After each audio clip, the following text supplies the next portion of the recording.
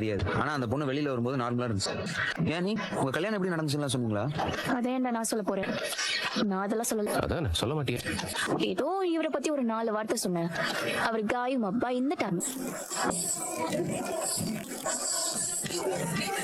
இங்க பாருங்க சோழன், இனிமே காயத்ரி உங்களுக்கு ஃபோன் பண்ண மாட்டேன். அவளுக்காக நீங்க உங்க போனை ஸ்விட்ச் ஆஃப் பண்ணணும்னு அவசியம் இல்லை. அந்த பொண்ணும் இனிமே எதுவுமே பண்ணிக்காது. ஆனா இல்ல சாரிங்க. எதுக்கு சாரி? அது இல்ல, அது காயத்ரி விஷயத்துக்கு தான் சார். நான் பண்ணது பெரிய தப்பு தான்.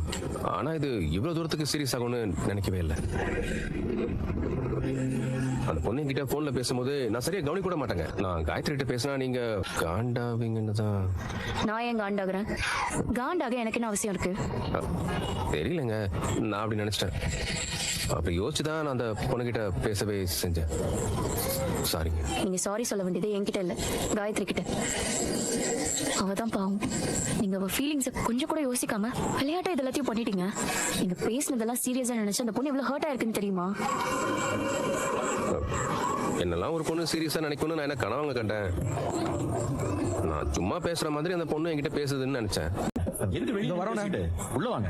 நீ வா உள்ள வாப்பா. டீ குடி. அப்படியே உட்கார்ந்து குடி. தேங்க்ஸ்ண்ணா. அம்மா அப்பா நல்லா இருக்காங்களா? கொஞ்ச நேரம் இருப்பா, சமைச்சிருவேன், சாப்பிட்டு போயிடுவேன். இல்ல வேண்டாம், நான் இப்பதான் சாப்பிட்டு வந்தேன். சரி.